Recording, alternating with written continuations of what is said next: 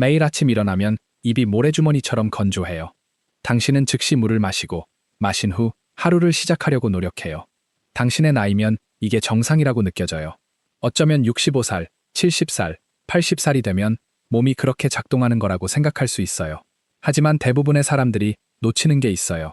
아침에 일어날 때 경험하는 입의 건조함은 단순한 불편함이나 사소한 불편함이 아니에요. 그것은 당신의 몸이 뭔가 더 심각한 문제가 일어나고 있을 수 있다는 중요한 신호를 보내고 있는 거예요. 그리고 대부분의 우리 그것을 무시하는 이유는 간단해요. 우리는 입의 건조함이 나이가 들어가면서 나타나는 자연스러운 현상이거나 저절로 사라질 거라고 생각해요. 둘 다 사실이 아니에요. 실제로 만성적인 아침 입 건조증은 조기에 발견하면 지금 바로 뭔가 할 수 있는 여러 심각한 건강 문제의 경고 신호가 될 수 있어요. 처음부터 한 가지 명확히 하고 싶어요. 아침에 일어날 때마다 입이 건조하면 큰 건강 위기가 있다는 건 아니에요. 하지만 만약 당신이 계속해서 아침에 입이 건조한 상태로 깬다면, 만약 그것이 대부분의 아침에 일어난다면, 만약 정상적으로 느끼기 위해 즉시 물을 마셔야 한다면, 당신의 몸은 뭔가 당신에게 말하려고 하고 있어요. 그리고 그 뭔가는 중요해요. 특히 노인들의 만성입 건조증을 일으키는 상태들이 시간이 지남에 따라 악화되는 경향이 있고, 당신에게 가장 중요한 것들에 영향을 미치는 경향이 있기 때문이에요. 당신의 에너지 수준, 당신의 기억력, 음식을 맛보는 능력, 입과 이 건강, 그리고 심지어 당신의 독립성까지요.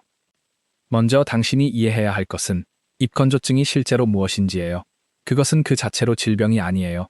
그것은 증상이에요. 그리고 증상은 메시지예요. 당신의 입이 건조할 때 그것은 당신의 침샘이 충분한 침을 생산하지 못하고 있다는 뜻이에요. 침은 그냥 축축한 것이 아니에요. 그것은 실제로 보호 성분, 미네랄, 효소로 가득 찬 복잡한 액체예요. 침은 당신의 입을 건강하게 유지하고 씹고 삼키는 것을 도와주고, 그래서 침 생산량이 떨어질 때, 특히 밤에나 아침 첫 순간에 당신의 입 전체가 보호받지 못한 상태로 남겨져요. 그리고 문제들이 발생하기 시작하는 것은 바로 그곳이에요. 이제 큰 질문은 왜일까요? 당신의 침샘이 왜 잘 작동을 멈출까요? 여러 가지 주요 이유가 있고 그것들을 이해하는 것은 중요해요. 왜냐하면 그중 일부는 당신이 실제로 해결할 수 있기 때문이에요. 첫 번째이자 가장 흔한 이유는 특히 60대, 당신이 혈압, 우울증, 불안, 알레르기 또는 통증을 위한 약을 복용하고 있다면 그 약들이 당신의 침 분비를 줄이고 있을 가능성이 높아요. 이것은 드물지 않아요.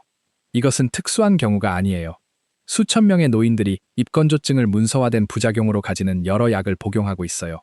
어떤 사람들은 5개, 7개, 심지어 10개의 약을 복용하고 있고 그중 3개나 4개가 매일 밤 그들의 입을 건조하게 만들 수 있다는 걸 깨닫지 못해요. 당신은 의사가 당신의 혈압을 조절해야 한다고 해서 혈압약을 복용했어요. 그것은 맞아요. 그것은 필요했어요. 하지만 약이 당신의 입을 조금 건조하게 만들었어요. 그 다음에 알레르기 약을 추가했고 그것이 더 건조하게 만들었어요. 그 다음에 통증 완화제나 불안약을 추가했고 그 효과는 계속 누적되었어요. 아무도 이것이 일어나고 있다고 당신에게 말해주지 않았어요. 건조함이 천천히, 너무 천천히 일어났기 때문에 당신은 그냥 더 많은 물이 필요하다고 느끼기 시작했어요. 당신의 이가 예전처럼 충치가 많아지기 시작했어요. 하지만 당신은 그 점들을 약물과 연결하지 못했어요. 이것은 수백만 명의 사람들에게 일어나고 있어요. 노인들의 아침입 건조증의 두 번째 주요 원인은 쇼그렌 증후군이라는 질환이에요. 이것은 당신의 자신의 면역계가 실수로 당신의 침샘과 눈물샘을 포함한 수분을 생산하는 샘을 공격하는 자가면역 질환이에요. 당신은 그것이 드물지 않고 종종 진단이 늦거나 빠뜨려진다는 것을 아는 것이 중요해요. 여성들이 남성보다 쇼그렌 증후군을 발병할 가능성이 훨씬 높아요. 특히 나이를 먹으면서요. 그리고 증상들이 종종 불명확해서 노인들이 그걸 그냥 나이가 들어가는 것이라고 생각하곤 해요. 입 건조증, 눈 건조증, 삼키기 어려움, 관절 통증, 피로. 그것은 쇼그렌 증후군일 수 있어요. 아니면 그냥 정상적인 노화일 수 있어요. 어떻게 알아요? 대부분의 사람들은 모르죠. 그들은 그냥 그것과 함께 살아가요. 높은 혈당 수치는 실제로 당신의 침의 구성을 바꾸고 당신이 생산하는 양을 줄여요. 만약 당신이 제2형 당뇨병이나 전 당뇨병이 있고 당신의 혈당이 잘 조절되지 않는다면 초기 경고 신호 중 하나는 아침에 입이 건조한 상태로 깨는 것일 수 있어요. 지금 만약 당신이 이미 당뇨병이 있다는 걸 알고 있다면 이것은 특히 중요해요. 왜냐하면 입 건조증과 당뇨병이 결합되면 끔찍한 악순환을 만들기 때문이에요. 당신이 그 위에 입 건조증을 더하면 문제는 가속화되어요. 당신의 이는 더 빨리 망가질 수 있어요. 당신의 잇몸은 감염될 수 있어요. 그리고 당신의 입의 감염은 실제로 당신의 혈당을 조절하기 더 어렵게 만들 수 있어요. 그것은 악순환이에요. 네 번째 이유는 수면 무호흡증이에요. 만약 당신이 치료받지 않은 수면 무호흡증이 있다면 당신은 밤에 많은 시간 동안 코 대신 입으로 숨을 쉬어요. 밤새 입으로 숨을 쉬는 것은 하지만 수면 무호흡증이 특별히 위험한 이유가 있어요. 그것은 단지 입건조증에 관한 것만은 아니에요. 수면 무호흡증은 당신이 자는 동안 당신의 뇌와 심장을 산소로부터 빼앗아요. 그것은 당신의 혈압을 높여요. 그것은 당신의 뇌졸중과 심근경색의 위험을 증가시켜요. 그것은 당신의 기억력과 인지 기능을 손상시켜요. 그리고 많은 사람들을 모르면서 가지고 있어요. 그들은 그냥 코를 곤다고 생각해요. 플랜. 아주 건조한 입으로 깨어나는 것이 코골이, 과도한 낮 시간 졸음, 또는 밤에 숨을 헐떡이며 깨어나는 것과 결합되면 수면 무호흡증을 즉시 검사받으라는 강한 신호예요. 다섯 번째 이유는 단순한 탈수예요. 어떤 노인들은 하루 종일 충분한 물을 마시지 않아요. 당신이 일어날 때쯤이면 당신의 입이 건조한 것은 당신의 몸이 진정으로 탈수되어 있기 때문이에요. 이것은 해결하기 가장 쉬운 것이에요. 당신은 물이 필요할 때도 목이 마르지 않을 수 있어요. 그리고 노인들의 탈수는 어지러움, 낙상, 혼동, 변비, 그리고 요로 감염을 일으킬 수 있어요. 그래서 만약 당신이 탈수로 인해 입이 건조한 상태로 깬다면 그것은 변해야 해요. 다른 원인도 몇 가지 있어요. 암 치료를 받은 방사선 치료나 화학요법은 침샘을 영구적으로 손상시킬 수 있어요. 쇼그렌 증후군 이외의 특정 자가 면역 질환은 침을 줄일 수 있어요. 흡연과 과도한 음주, 둘 다 당신의 입을 건조하게 만들어요. 스트레스와 불안도 침 흐름을 줄일 수 있어요. 왜냐하면 스트레스는 당신의 신경계에 영향을 미치고 그것이 당신의 침샘을 조절하기 때문이에요. 요점은 여기에 실제 원인들이 있다는 거예요. 입 건조증은 무작위가 아니에요. 그것은 그냥 늙어가는 것의 신호가 아니에요. 그것은 뭔가 특정한 것이 당신의 몸에서 일어나고 있다는 신호예요. 그리고 많은 경우에 당신은 그것이 무엇인지 파악할 수 있어요. 이것은 중요해요. 이것이 당신이 주의를 기울여야 할 곳이에요. 단기적으로 입이 건조함은 불편함을 느껴요. 하지만 감당할 수 있다고 느껴요. 당신은 더 많은 물을 마셔요. 당신은 구강청결제를 사용해요. 당신은 계속 나아가요. 하지만 몇 주, 몇 달, 몇 년이 지나면서 입 건조증을 무시하는 것은 실제 건강상의 결과를 만들어요. 첫 번째 결과는 충치와 치아 우식증이에요. 당신의 침은 박테리아와 우식으로부터 전에 충치가 없었던 이들이 갑자기 충치가 생겨요. 당신은 예상했던 것보다 더 일찍 이를 잃을 수 있어요. 그리고 이를 잃는 것은 그냥 미용상 문제가 아니에요. 그것은 당신이 어떻게 먹는지, 음식을 어떻게 맛보는지, 자신에 대해 어떻게 느끼는지를 바꿔요. 궁극적으로는 당신의 영양에 영향을 미쳐요. 두 번째 결과는 잇몸 질환이에요. 잇몸 질환은 조용하게 시작되어요. 당신의 잇몸은 부어올라요. 당신이 이를 닦을 때 전체 과정은 당신의 입이 건조할 때 더 빨리 일어날 수 있어요. 왜냐하면 당신의 자연 방어가 약해지기 때문이에요. 많은 노인들이 그들이 늙어서라기보다는 해결되지 않은 만성입 건조증이 있었기 때문에 틀니를 쓰게 되어요. 잇몸 질환이 충분히 진행되면 그들의 이는 단순히 구할 수 없어요. 세 번째 결과는 곰팡이 감염이에요. 칸디다라고 불리는 곰팡이는 모든 사람의 입에 살고 있어요. 하지만 당신의 침은 상태를 일으켜요. 당신의 입에 흰 반점이 나타나요. 그것은 아파요. 먹기를 고통스럽게 만들 수 있어요. 그리고 아구창은 당신의 목으로 퍼질 수 있어요. 그것은 삼키기를 어렵게 만들 수 있어요. 심한 입 건조증과 치료받지 않은 아구창이 있는 어떤 노인들은 실제로 몇 달 또는 몇 년 동안 제대로 먹기 위해 힘써 왔어요. 입 건조증이 근본 원인이라는 걸 깨닫지 못하면서요. 네 번째 결과는 삼키기 어려움이에요. 당신의 입이 더 건조해지면서 삼키기는 더 어려워져요. 당신은 자동으로 더 부드러운 음식으로 옮겨가요. 당신의 식단은 덜 다양해져요. 당신은 충분한 단백질이나 섬유질을 얻지 못할 수 있어요. 당신은 전에 생각 없이 먹었던 음식들에서 더 쉽게 질식할 수 있어요. 이것은 노인들에게 심각해요. 왜냐하면 영양실조와 질식은 모두 심각한 부상이나 입원으로 이어질 수 있는 주요 건강 위험이기 때문이에요. 다섯 번째 결과는 당신의 입 건조증이 필요하면 틀니나 다른 치아 보조기구를 착용하기 더 어렵게 만든다는 거예요. 입 건조증은 틀니가 더 쉽게 빠진다는 의미예요. 그것은 불편해요. 심한 입 건조증이 있는 어떤 사람들은 필요해도 틀니를 착용할 수 없어요. 그리고 그 다음에는 더 광범위한 건강상 결과들이 있어요. 만약 당신의 입 건조증이 조절되지 않은 당뇨병으로 인한 것이고 당신이 당뇨병을 해결하지 않았다면 당신의 혈당은 계속 올라가요. 만약 그것이 수면 무호흡증으로 인한 것이라면 당신은 여전히 매밤 산소로부터 빼앗기고 있어요. 만약 그것이 쇼그렌 증후군 같은 자가 면역 질환으로 인한 것이라면 그 질병은 계속 진행되어요. 만약 그것이 약물로 인한 것이고 아무도 색을 조정하지 않았다면 당신은 여전히 갇혀 있어요. 입건조증이 유일한 문제가 아니에요. 그것은 종종 주의가 필요한 더 큰 문제의 증상이에요. 대부분의 사람들이 이 전체 상황에서 놓치는 것이 있어요. 그들은 입건조증이 사소한 것이라고 생각해요. 그들은 그냥 그것과 함께 살아가야 한다고 생각해요. 나이 들어가면서 오는 많은 좌절들과 달리 이것은 종종 실제 해결책을 가지고 있어요. 당신은 그냥 주의를 기울이고 행동을 취해야 해요. 첫 번째 단계는 실제로 알아채는 거예요. 만약 당신이 대부분의 아침에 입이 건조한 상태로 깬다면 매일 무시하지 마세요. 매일 일어나요? 특정 밤들에만 일어나요? 특정 약을 복용할 때나 특정 음식을 먹을 때 더 악화돼요? 그것이 눈 건조증, 관절 통증 또는 극심한 피로 같은 다른 증상들과 함께 일어나요? 주의를 기울이기 시작해요. 왜냐하면 세부 사항이 중요하기 때문이에요. 두 번째 단계는 당신의 의사에게 언급하는 거예요. 나는 당신이 이 조언을 끊임없이 듣는다는 걸 알아요. 그리고 그것이 모두가 말하는 같은 것을 나도 말하는 것처럼 느껴질 수 있어요. 하지만 진정으로 이것은 중요해요. 당신의 의사는 당신이 만성입 건조증으로 깨어난다는 걸 알아야 해요. 그것은 평가를 받을 자격이 있는 실제 증상이에요. 당신의 의사는 당뇨병이나 쇼그렌 증후군 같은 질환을 선별할 수 있어요. 당신의 의사는 당신이 수면 무호흡증이 있는지 확인할 수 있어요. 당신의 의사는 당신의 수액 상태를 평가할 수 있어요. 그리고 가장 중요하게는 당신의 의사는 당신이 실제 원인을 파악하도록 도와줄 수 있어요. 그래서 당신은 여러 약을 복용하고 있고 그것들이 입건조증을 일으킬 수 있다고 의심한다면 당신 스스로 복용을 멈추지 마세요. 의료 지도 없이 그것들을 멈추는 것은 매우 위험할 수 있어요. 하지만 당신의 의사와 부작용에 대해 정직한 대화를 나눠요. 부작용을 덜 일으키는 대체약이 있는지 물어봐요. 때때로 있어요. 때때로 당신은 같은 정도로 효과가 있지만 그 부작용이 없는 무언가로 바꿀 수 있어요. 때때로 당신은 할 수 없어요. 그리고 당신은 약의 이점과 부작용을 저울질해야 해요. 그것은 당신의 의사와 나누어야 할 대화예요. 혼자서 결정해야 할 뭔가가 아니에요. 당신은 더 많은 물을 마셔야 해요.